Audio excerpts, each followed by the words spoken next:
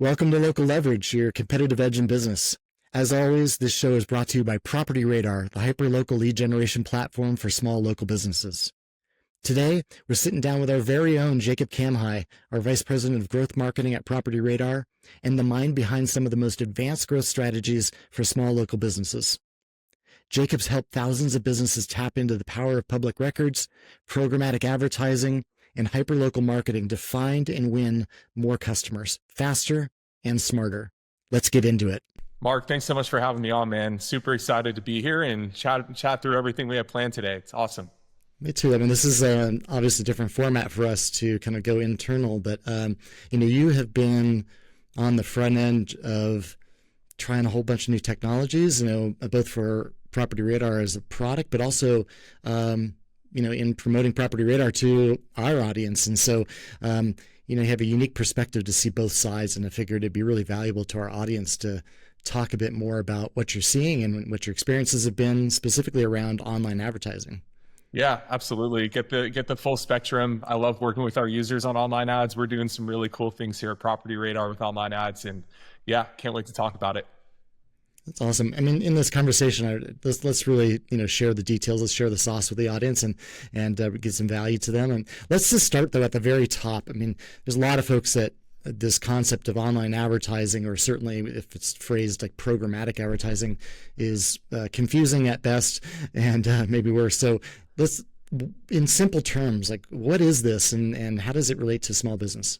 Yeah, great question. So programmatic advertising, really just think about it as like the real-time buying and selling of digital ad space. So, there's a whole industry that's devoted solely to every time you go on a website or you visit an app, right? Ad space that's available on those websites is bought and sold in real time, and there's a whole industry behind that called the programmatic advertising industry. And it's something that has evolved over the last 20 years. Programmatic advertising, it used to just strictly be limited to some websites and some publishers, but in the last 10, 15 years, it's really prevalent. And if you've been on any website in the last 24 hours, odds are you've seen programmatic advertising ads that are bought and sold in real time that are tailored to you. So programmatic advertising in its simplest terms, just think about it as ads that are bought and sold on every website or every app you visit in real time. Yeah, and you're doing this in a different way, which I think is really cool, unlike others. And so maybe you could differentiate kind of traditional online ads, like running an ad on Facebook or as a Google campaign, and how does this differ? Yeah, that's a great question. I'm glad you brought that up because that when I speak with our users too who want to run online ads, that's the biggest question I get is, are these ads going to be on Facebook and Google? So the difference between how we look at online ads here at PropertyRadar and online ads, meaning every ad that you see on every website or Google, Facebook, social media.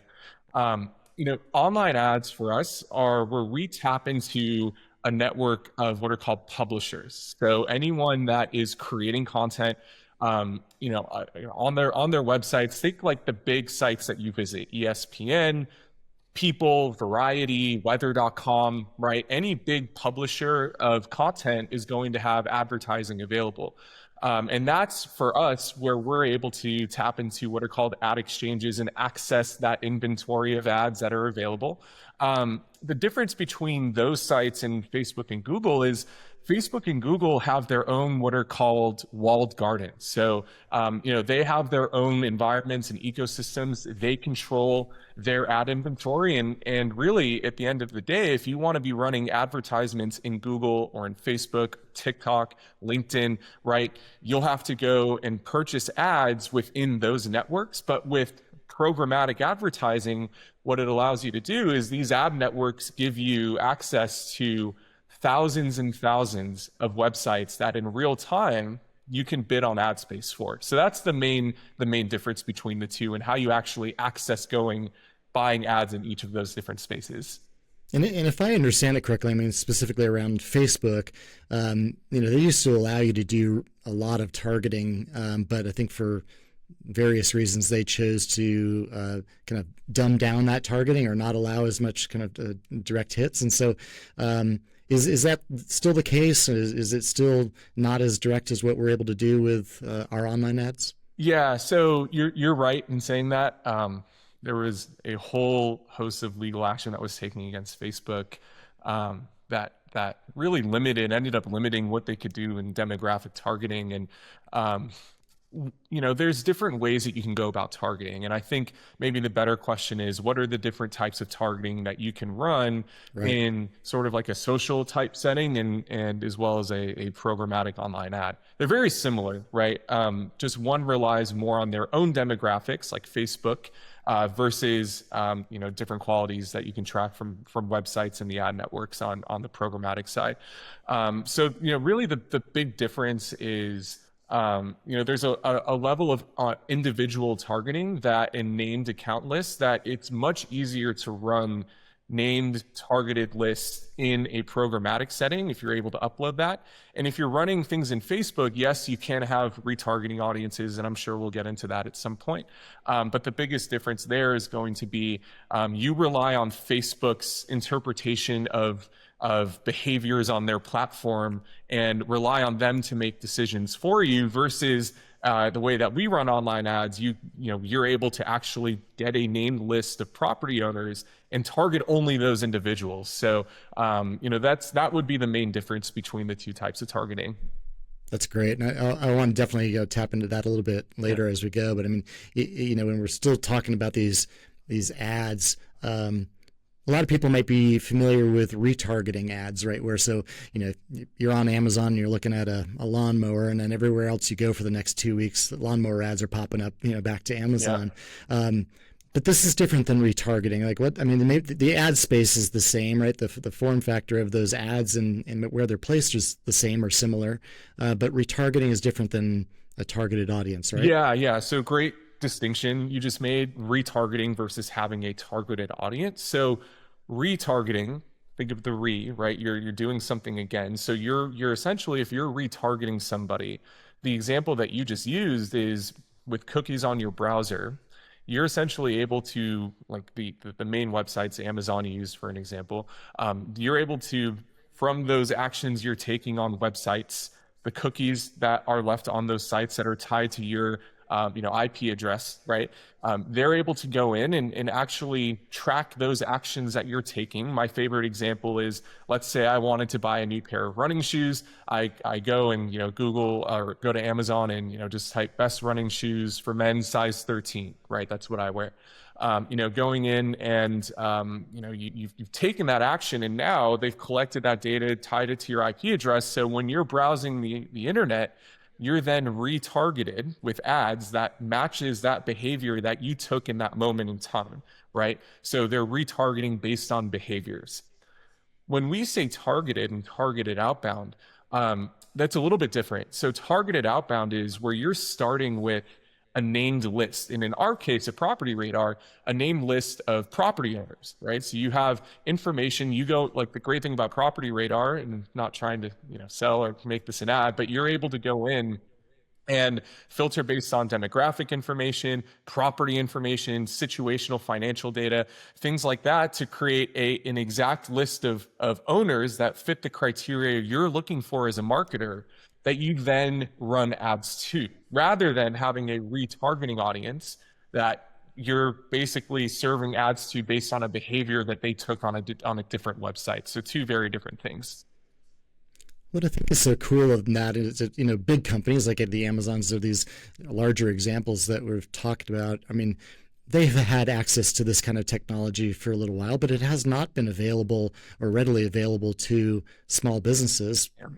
But I think for a number of reasons. But what's changed? Maybe how did you go about creating this offering so that it was accessible to small businesses with smaller audiences? Yeah, and just putting it blatantly, in order to access these audience networks and work with these online ad and programmatic providers, there oftentimes is a pretty steep financial minimum commitment that you'll have to make. And it's a steep barrier to entry that for a long time, has kept small businesses out of competing in this game with big businesses. I mean, if you think about it, how many times when you're browsing, a New York Times or weather.com, ESPN, you see programmatic display ads, little banner ads on those websites for your local businesses.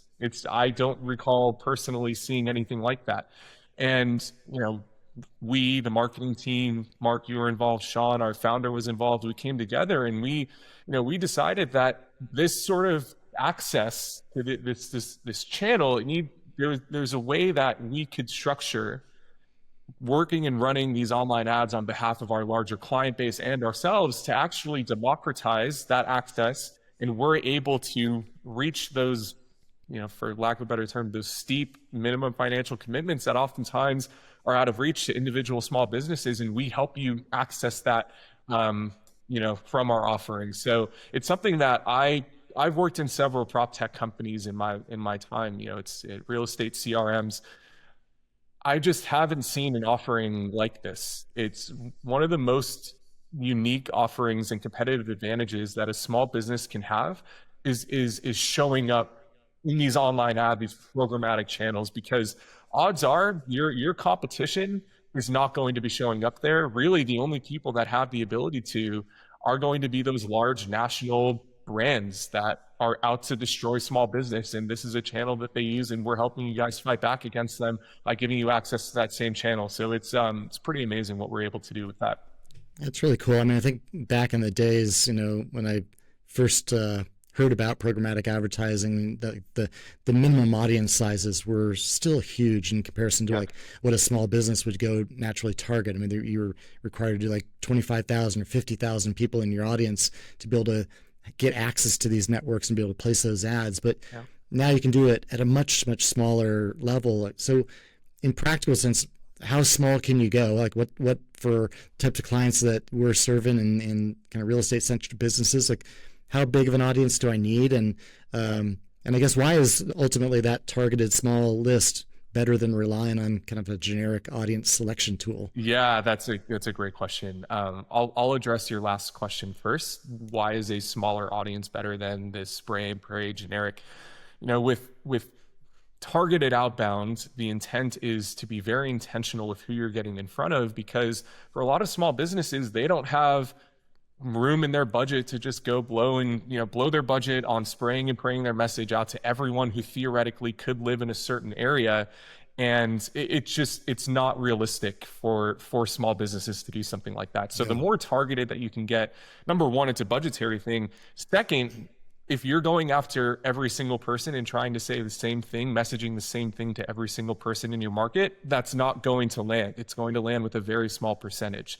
So when you're thinking about starting targeted, making sure that you have a very specific segment within your audience or within your market that you're creating and crafting messaging to is how you're going to cut through the noise and stand out and be relevant, be neighborly. Yeah. That's the most important thing that you can do. So there's like a budgetary element to that, but there's also a messaging and relevancy piece to that too that I think is important. It's kind of like that right message at the right time to the right group. Right? Exactly. And to the second piece of your question,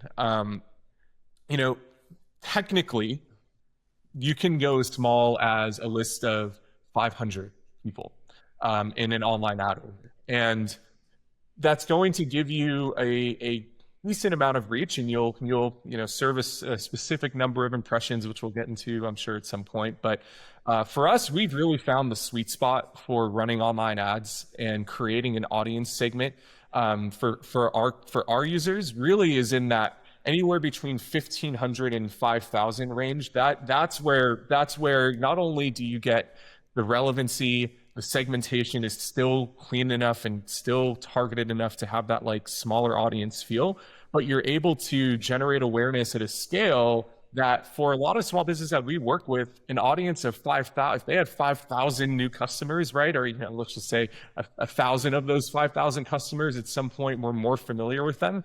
For them, that's huge. That's significant, right? So we like to generally recommend it's anywhere between that 1,500 to 5,000 list sizes is right in the sweet spot. Awesome. I mean, and that feels like a very realistic audience size for most small businesses. I mean, I can build a budget around that. I can build focus around that kind of an audience where, chasing 50,000 for most small businesses is not realistic because you just don't have the dollars to put behind it. Exactly. That is the window, I would say, that you're going to get the most effective and efficient performance for the spend that you have running online ads as part of a larger targeted outbound campaign. That's absolutely where you want to be. So take me through how they make the sausage here. So, I mean, let's say I give you this audience of, let's say 2,000, targeted individuals, and I have a, very tight message for that group. Yep. How do you go about matching or finding these people? How do you serve these ads up just to those people and not to anybody else? And just take me through that whole process. Yeah. So the cool thing about the way that we run online ads is essentially the process from beginning to end is, let's say I'm a PropertyRadar user, or, I have a very specific list of individuals that I want to go after. Because of the fact that we access public data and public records information, not only do we have first name, last name, but we also have phone numbers, we also have emails, and we also have physical addresses.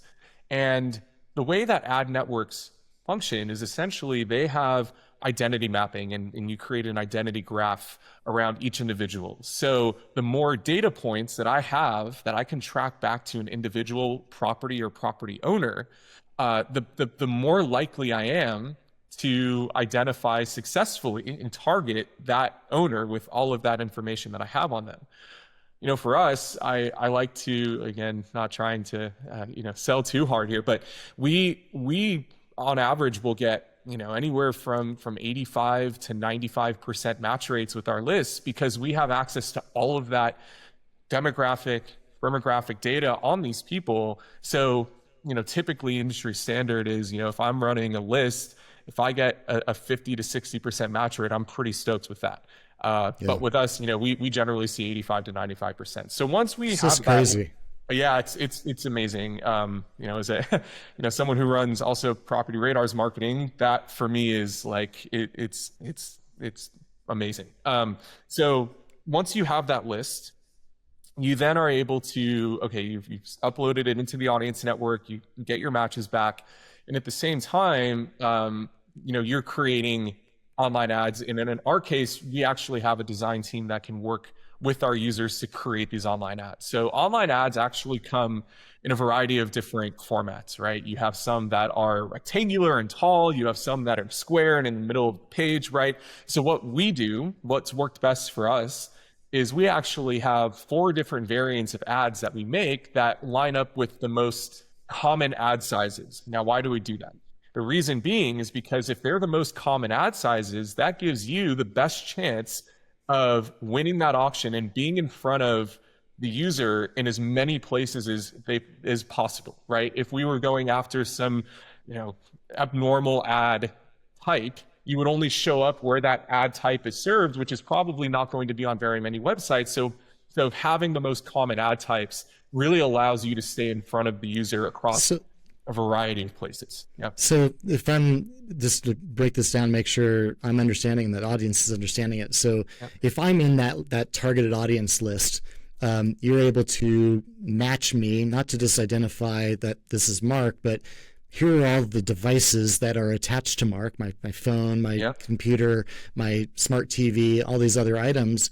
And you don't need to know that I'm going to ESPN or that I'm going to USA Today. You're rather just in real time recognizing that I'm on USA Today and finding one of those 4 form factors and slotting in ads so that I see them. And remember what we talked about earlier, this is all real-time auction, real-time bidding is what it's called.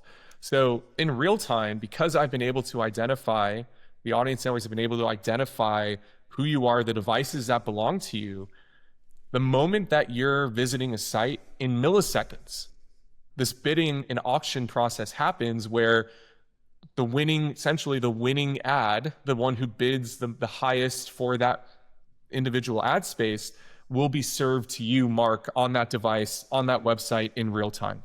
Exactly.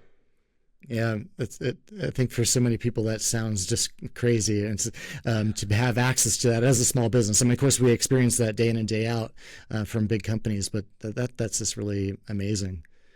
So for a small business, what are the real advantages of being able to utilize online ads in this way? I mean, how is this enabling me to compete with maybe bigger brands or other companies, competitors with much larger budgets? Yeah, I like that angle on it. Like, how can it compete with bigger brands? But actually, I think maybe we should look at it as, how do online ads help me as a smaller marketer get the most efficient return and effective return from my ad spend?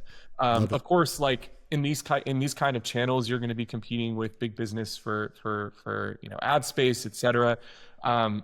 But I want to actually take it back more towards, why does this work so well in helping my marketing become more effective across multiple channels? So, great. Online ads in general, when we talk about online ads here at Property Radar, we view it as a tool that helps elevate the effectiveness of more targeted direct outreach over the course of a targeted outbound campaign. So let me explain what I mean by that. Online ads are the single most effective way to generate impressions in your market. You're not going to come close in terms of CPMs, which essentially is a metric that measures the cost that you're spending to get in front of 1,000 people, right? So the CPMs that you see with online ads are significantly lower than other forms of advertising. So when you talk to CPM, that's cost per thousand impressions? Yes, cost per thousand. So it's that's a metric that marketers will use essentially to measure how effectively they can generate reach and get in front of a larger audience. That's the metric that they'll use to track that. And so with that, right, because you have this tool that this online ad channel that not only you identify exactly who's on your list and only advertise to them, but you're showing up in real time where they're browsing across multiple devices. You're going to be in front of them in multiple different places, which when I speak with our users, they're like, okay, well, how do I structure my campaign? How do I order things, right? Online ads is always going to be the best place to start, especially with a cold audience, because remember, your job with a cold audience, people who've never heard of you before, your job is to generate that familiarity. It's to get in front of them and stand out with relevant messaging, but get in front of them a certain number of times up front so they're familiar with you.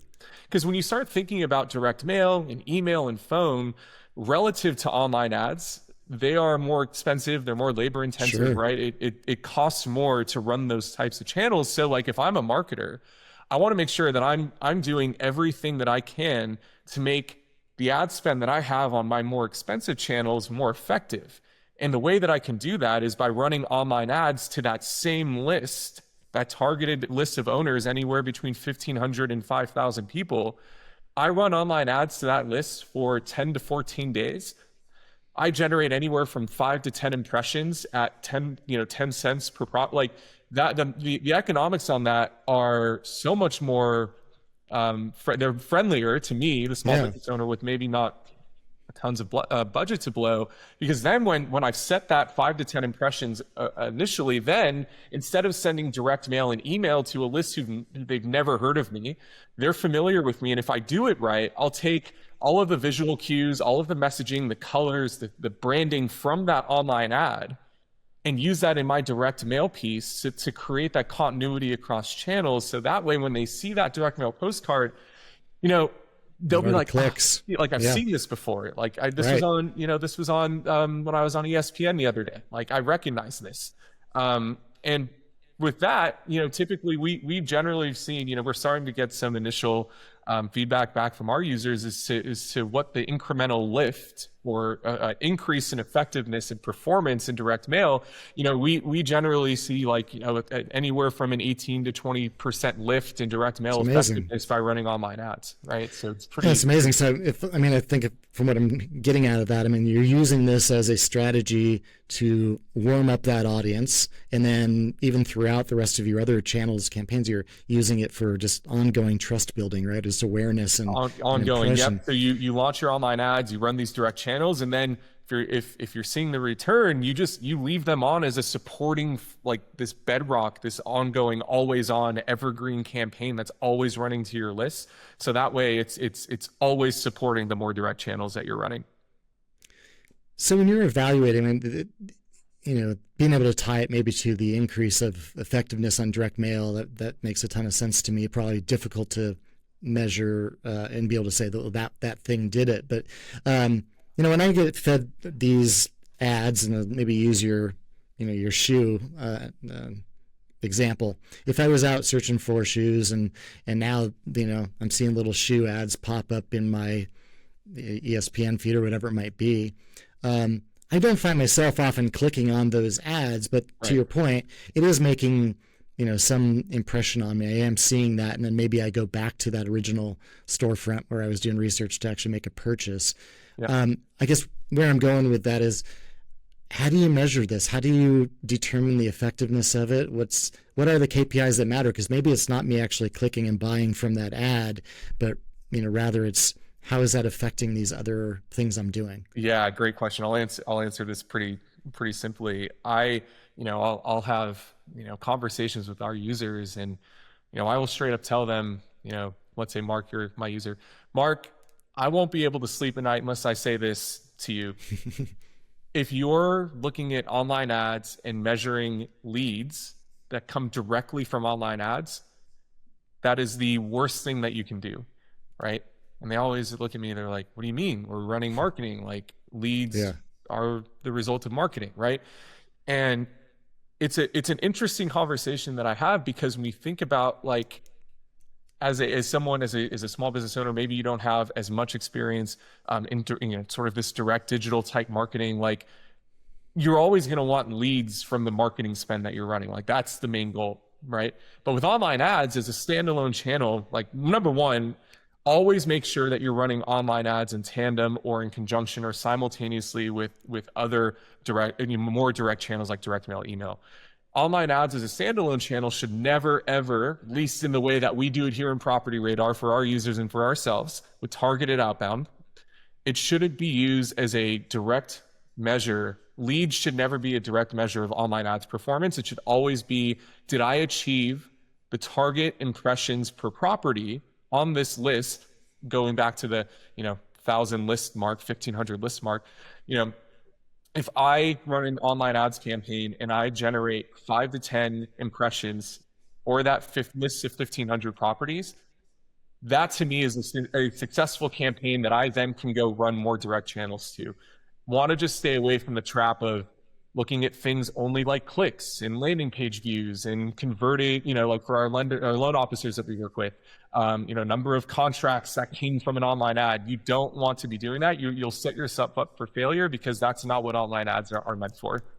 All right. So I got to look at it more holistically around that audience or that campaign through a multi-channel kind of approach. Yeah, like if I'm measuring an online ad's effectiveness, if I had, which is in a perfect scenario, I would run 2 campaigns to similar lists, right? I would have a campaign that I'm running to cold lists, to 2 cold lists. I'd have a direct mail, email, phone marketing campaign, and then I would have a campaign that has online ads, direct mail, emails, and phone calls, right? And I would run them same time, same frequency, same spend, right? Relatively, accounting for online ads. And I would look at the number of qualified conversations and the number of what we would call sales accepted leads, someone who shows promise for potentially being a closed deal, closed one customer. I would look at the number of conversations that I have like that from my direct mail, or that come to me from direct mail, phone calls and emails, versus the campaign that doesn't have online ads warming up that same cold audience, and see what the difference looks like. To me, that's the easiest experiment that you can run that can directly show you the impact that online ads have as a channel, with and without, in those 2 separate scenarios. I like that. I mean, it's a very simple A/B test, and then I don't know if it's my budget and I see material improvement for the one that has online ads, that's all I need to know. Now I'm just going to not, do that testing anymore. I'm going to maximize my audience and make that spend, because at the end of the day, this is also pretty inexpensive to do. And I guess maybe that's where I'd like to go next, is like, when you're thinking about online ads as an add-on to a multi-channel approach, what kind of budget do I need? Let's just take that audience of 1,500 or 2,000. How much more money am I talking to reach them, and how many impressions am I going to make? Yeah, I mean, it's a great question. Our general rule is, like if you're thinking about what online ads, adding in online ads could be for your campaign, we would recommend factoring in 10 to 15% additional budget. Remember, it's extremely cheap and effective to reach these leads at scale, 10 cents per property. So for a list of 500, list of 500 properties, that would be $50 on online ads. If you're thinking about postcards, every postcards, I think, we're starting like for 6x9, it's in, the 50 to 60, 68% range, or 68 cent range. So think about it in terms like that, right? If you're sending that same postcard to, 500 users, multiply 500 by 0.6, and, you can come up with your budget that way. But generally our rule is we like to allocate to start, and this is to start, 10 to 15% of your budget to online ads. And the great thing is, like, if you want to, at some point think about adding to your budget, all you'll do is add more properties to your lists, and you'll still get the same, the amount of reach for that same price. So it's really straightforward and easy to do. And when I place those ads, you mentioned the kind of the 10 cent a property, how many times am I going to serve up an ad to that individual? Yeah. So over the lifetime of a campaign, which typically for us, we'll run anywhere from 10 to 14 days, just depending on various factors. But we generally see it's 10 to 14 days.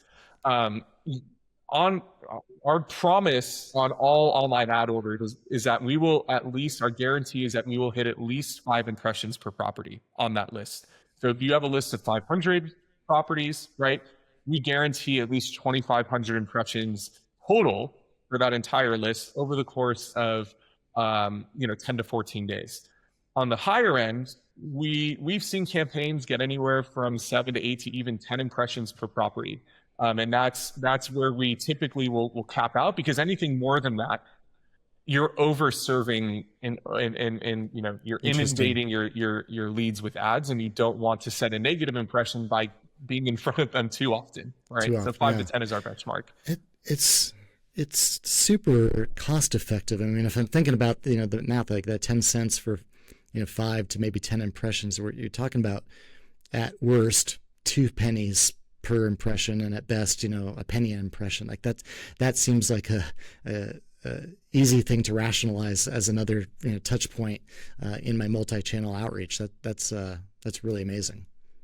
Yeah, it's now that we've started using online ads across our users and ourselves, it's one of those things where if I'm running a targeted outbound campaign and I want to run direct mail, or I want to run email, I'm almost hesitant to do it if I haven't warmed up that audience ahead of time with online ads. That's kind of where I'm at personally. Yeah. Well, to your point, you're, if you're going to do a higher cost touch, whether that be direct mail or picking up a phone and having somebody call these prospects, those are expensive, expensive in time or expensive in resource, and so anything you could do to warm it up makes a ton of sense. Okay.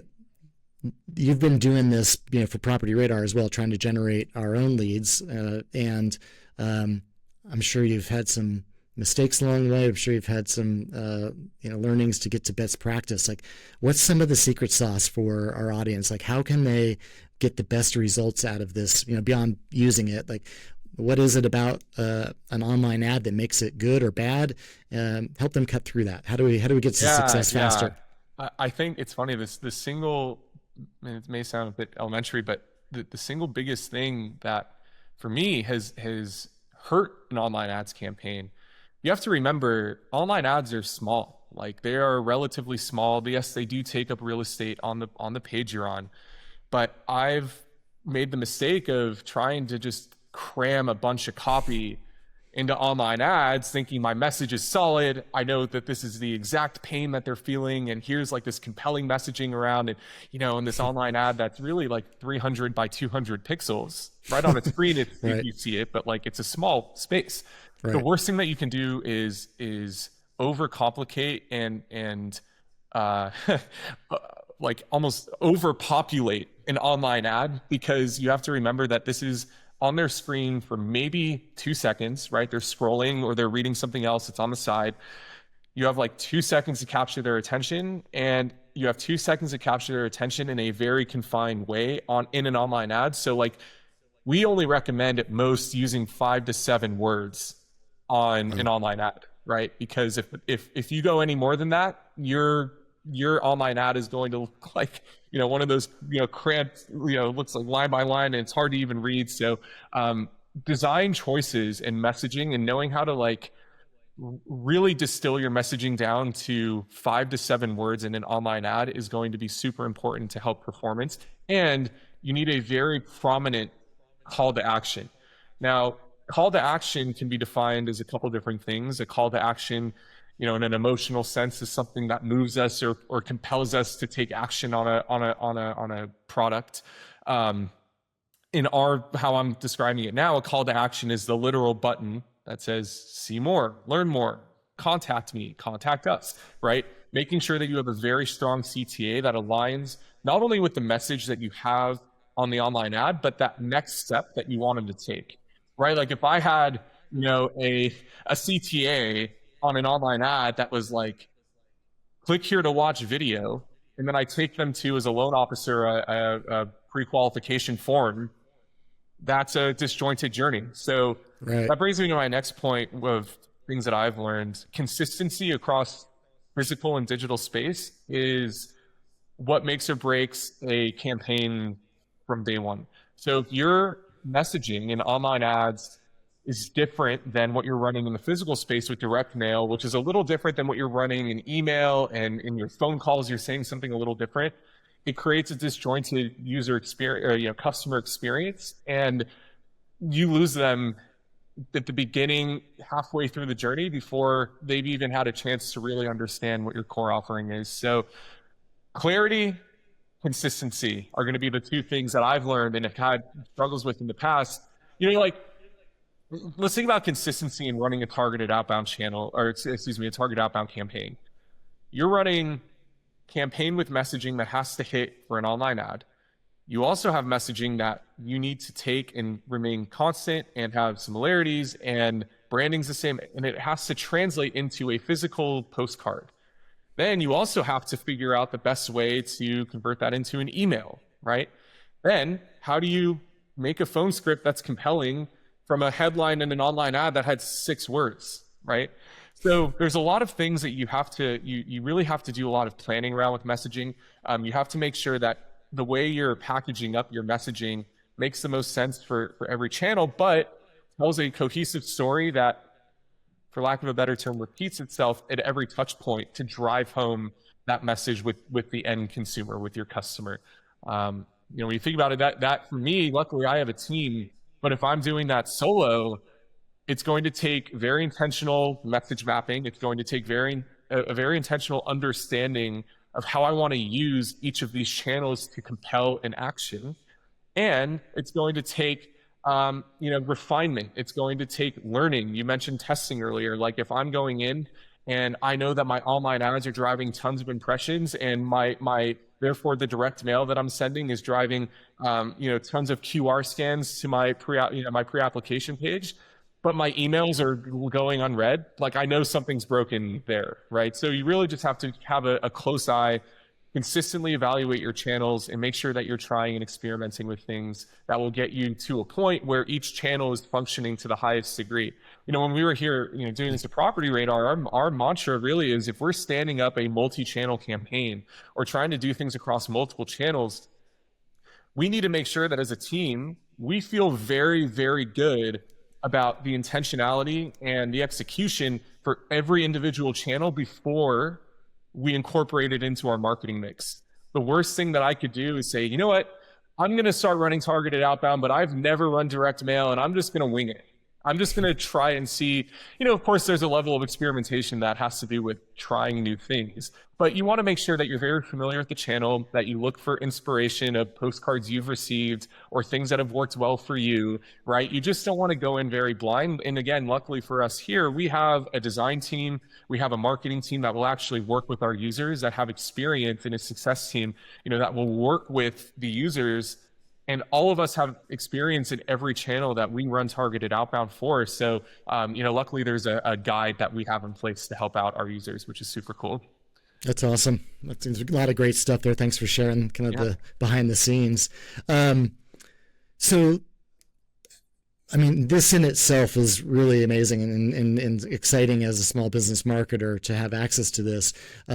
But as you look out over what's happening in this space, what do you see kind of coming? What's on the horizon that makes it, potentially even better? Like, where does this go from here? Yeah, I'll speak to online ads in particular. I mean, the next step for us, there's multiple formats of online ads. Display ads, what we've been talking about this whole time, like that's one element of what an online ad could be. There's also things like audio ads. There's also things like video ads.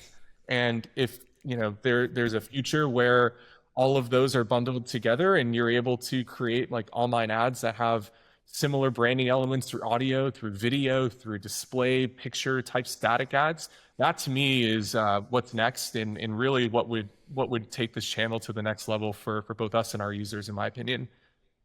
That's awesome. I'm starting to see little glimmers of that. I mean, even in display ads, I'm starting to see motion or video. Yeah. And then I think I'm maybe just more aware of it now, but I've also noticed, when I'm at home at night and turn on Roku, I'm getting ads that are pretty darn specific, and so I think, man, the ability for now, again, small business to have access to that same thing, that's really powerful and crazy. I don't want to say the word unprecedented, but I truly believe that in my experience, both, I started my career in programmatic advertising consulting, right? Like I've been there, I've worked at prop tech companies, I've worked here. I've just never seen an offering that was open to small businesses like this at this scale to run online ads to 500 or 1,000 or 5,000 people. I say this on almost all my calls too with my users, like I can't, it's always funny, like you never want to guarantee because your word could be, I would say, I guarantee that your competitors are not running online ads like this. And I can feel good about saying that because it's not something that. How would they? Yeah, how would they? Right. And luckily we give you that ability, and I can, it's funny. I always get the same laugh when I say that. They're like, all right, like, now we're talking, like, let's do this. Right? Yeah, absolutely. Well, okay. So, to wrap this, if somebody wants to learn more about this or start testing it out for themselves, what's next step? How do they do this? Yeah, next step, let's just focus on how you do this in PropertyRadar. If I'm going in and I have lists that I've built in PropertyRadar that I want to make sure I'm advertising, getting in front of, and running targeted outbound campaigns to, really it's you go into your list and you place an online ad order. Our team gets the order, we reach out, we do all the design work for you. You don't have to worry about a single thing. You can either choose a template, you can upload your own design, you can even describe what, the ad that you want to our designer, and he will go in and make that ad for you. We have revisions that are included as part of this process. And once we feel good about the ads, once we get the approval from you, we have a call if you'd like. It's an online ads kickoff call. We go through the whole process. We talk about all the different timing, the milestones, what to expect. The reporting that you'll get after your ads campaign is completed. And, once we have that kickoff call, that meeting, we go ahead and submit all of your, the ads and the lists to the ad networks. Once those get approved, which is typically a 24 to 48 hour turnaround, super quick, your ads will start serving to your list, and that's the start. And really, from beginning to end, in less than 5 days, most times you will have gone from just having a list to starting your online ads and serving online ads to where your leads are browsing online. It's really that easy, and it's pretty straightforward. That's really cool. And then I suppose if, thinking about your example with a loan officer, if I've got prior customers that are folks that I just want to keep my brand in front of. I suppose I could import that list and serve up online ads on an ongoing basis to that group as well. That's one of my favorite use cases. And I know we're wrapping here, but this is one of the key things that I would also make sure that if I'm running online ads, that I know this. With PropertyRadar, you're able to import lists of leads, and you then have them as a list in PropertyRadar, and we're able to append our data, right? If I'm a loan officer, let's just use that example, and I have a list of past clients that I've closed loans for, and let's say I have a couple hundred of these people, and some of them bought their home 5 years ago and are looking to move, or some bought their home 2 years ago and are looking to refi.